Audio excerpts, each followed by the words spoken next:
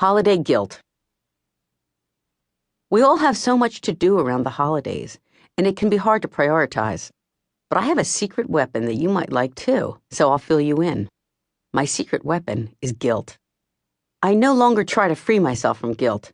Instead, I welcome guilt and put it to work for me.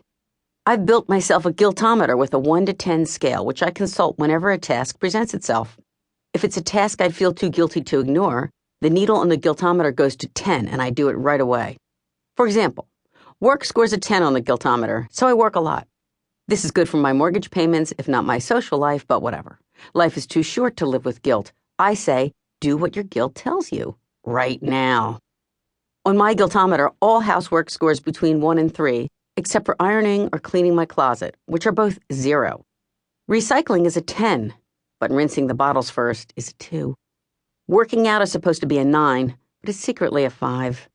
Accumulating late fees at the library is a 7, but at the Blockbuster, it's a 2. Why? The former is guilt-inducing, and the latter merely annoying. This isn't about the merely annoyingometer. Of course, you don't have to agree with my scores. Use them as guilt guidelines. Feel free to customize your guiltometer. Pimp your guilt.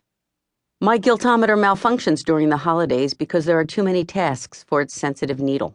There's no guilt like Christmas guilt. Just ask Ebenezer Scrooge. And it's not only Christmas guilt. I grew up in a Jewish neighborhood, and when my friends told me they got Hanukkah guilt, I thought they said Hanukkah guilt. Now I have Hanukkah guilt too. During the holidays, my work guilt conflicts with so many other guilt options. Not sending out greeting cards guilt is a 6. Cat hair and Scotch tape guilt is a 5. However, gift wrap without ribbon guilt is a 0. Let go of the ribbon thing, people. We can only do so much. My guiltometer failed me recently, and it was all because of the holidays. One morning, I woke up in a paroxysm of gift guilt because I hadn't bought a single present yet. A paroxysm is off the guiltometer, scoring at 283,949. Paroxysms are usually reserved for forgetting your mother's birthday guilt, which I don't have, or accidentally cutting your dog's ear when you clipped her fur guilt, which I do.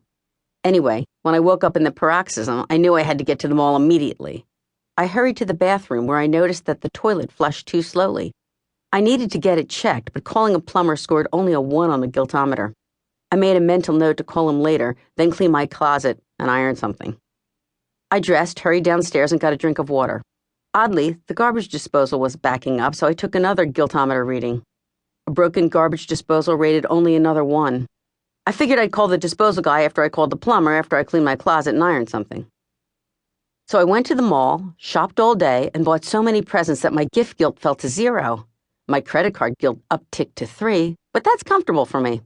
I left the mall happy, or in any event, much less guilty. But when I got home, there was bad news. I'll try not to be disgusting, so I'll just say that the toilet had exploded and my first floor hallway was awash in human waste.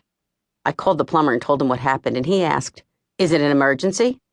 I knew why he asked that, because he was taking a guiltometer reading of his own, and exploding toilet on a Friday night guilt was only a 2, especially when it was somebody else's toilet around the holidays guilt.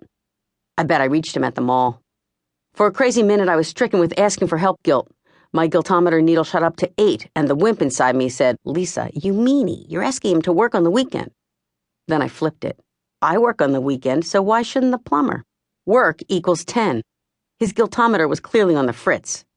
Anyway, I was pretty sure that if you looked up emergency in the dictionary, you'd see a picture of my first floor hallway. I told the plumber, "You're darn tootin' it's an emergency, buddy." Then I put on my galoshes, grabbed the Clorox and a mop, and started cleaning. So take a lesson from me.